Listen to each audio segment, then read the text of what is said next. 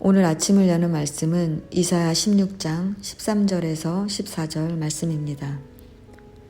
이는 여호와께서 오래전부터 모압을 들어 하신 말씀이거니와 이제 여호와께서 말씀하여 이르시되 품꾼의 정한 해와 같이 3년 내에 모압의 영화와 그 큰 무리가 능욕을 당할지라. 그 남은 수가 심히 적어 보잘것없이 되리라 하시도다. 아멘. 이사야 16장은 15장에서 시작된 모압의 심판에 대한 경고가 이어집니다. 모압 족속은 롯과 그의 맏딸 사이에서 태어난 아들의 후손인데 대대로 이스라엘과 갈등을 일으켰습니다. 모압은 가나안 땅으로 가는 이스라엘에게 길을 내주지 않았습니다. 모압 왕 발락은 주술사 발람을 통해 이스라엘을 저주하려 했습니다. 사사시대에는 모압 왕 에글론이 이스라엘을 18년간 압제했습니다. 왕정시대에도 모압은 이스라엘, 유다와 끊임없이 갈등을 빚어왔습니다. 결국 하나님은 모압을 심판하기로 결정하셨습니다. 그 심판은 하룻밤에, 즉 순식간에 닥칠 것입니다. 모압 땅 전역에 임한 심판으로 모압 백성은 사방으로 도망갔습니다. 모압이 이렇게 무서운 심판을 당해야만 하는 가장 큰 이유는 무엇입니까? 바로 교만 때문입니다.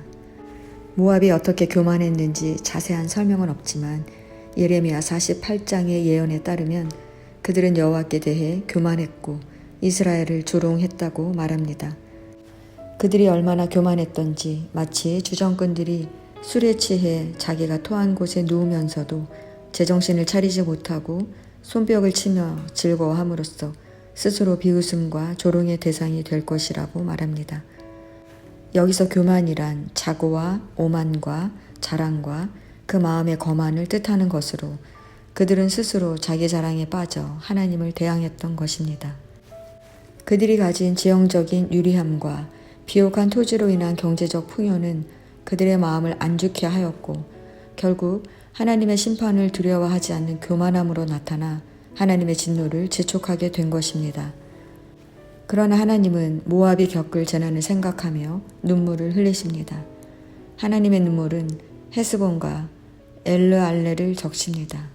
모압의 포도원을 파괴하고 즐거운 소리를 그치게 하신 하나님이 모압을 위해 눈물을 흘리신다는 것은 하나님의 사랑과 공의를 나타냅니다.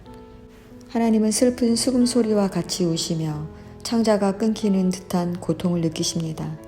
그러나 모압은 하나님의 말씀을 믿지 않았습니다. 오히려 멸망의 예언을 듣고 자기들의 산당을 찾아가서 더 열심히 기도했습니다. 하나님을 믿지 않고 도리어 우상에게 집착한 것입니다. 하나님은 그런 모압에게 소용없는 짓이라고 말씀하십니다. 사실 하나님은 이미 모압에게 살 길을 알려주셨습니다. 본문 1절 말씀을 보면 이 땅 통치자에게 어린 양들을 드리라고 말합니다.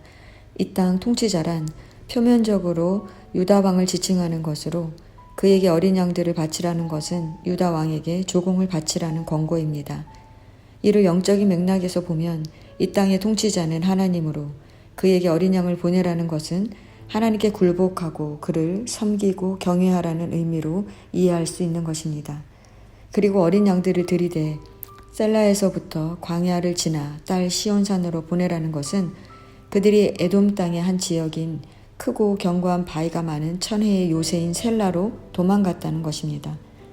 사실 모압 백성들이 에돔 땅 셀라로 건너가지 않고 남방 광야를 거쳐 산악 지역으로 들어가면 곧바로 유다로 피난해 하나님을 의지할 수 있습니다.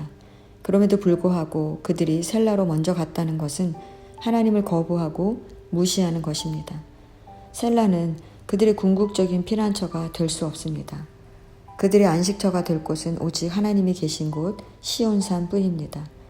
왜냐하면 압제자는 반드시 멸망할 것이고 그 대신 다윗 왕조에서 나오는 왕, 곧 메시아가 시온에서 이상적인 통치를 이룰 것이기 때문입니다. 성도 여러분, 하나님이 가장 싫어하는 것이 무엇입니까? 교만입니다. 교만한 사람은 다른 사람의 말을 듣지 않습니다.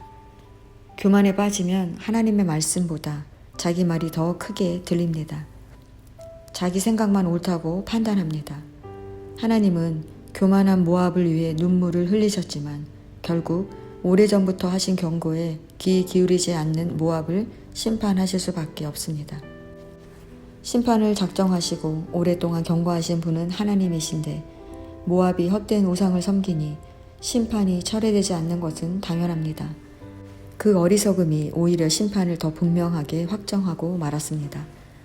자신을 자랑하던 모압은 3년 안에 보잘것없는 존재로 전락할 것입니다. 하나님은 당장이라도 모압을 멸하실 수 있지만 하나님은 모압에게 3년이라는 시간을 주셨습니다. 이것이 하나님의 은혜입니다. 그러나 교만한 모압은 하나님의 은혜가 보이지 않았습니다. 회개의 기회를 주시고 기다리시는 것도, 하나님의 심판이 즉각적으로 이루어지지 않는 것도 은혜입니다. 그 은혜가 보이지 않는다면 교만이 깊어지고 있다는 증거입니다. 성도 여러분, 모압의 심판이 우리에게 말하는 것은 교만한 자는 결국 심판을 받게 된다는 것입니다. 하나님은 회개하고 하나님께로 돌이키기를 기다리시지만 그 기다림은 영원하지 않습니다. 우리는 하나님의 은혜를 모른 채 얼마나 하나님을 무시하며 살아가고 있습니까? 이사야가 하나님을 의지함으로 심판을 면할 수 있다고 가르쳐 준 것처럼 우리는 하나님을 의지해야만 합니다. 하나님을 의지한다는 것은 늘 하나님 앞에 서는 것입니다. 우리가 매일매일 하나님 안에 머물기를 연습한다면 우리의 교만은 작아질 것입니다.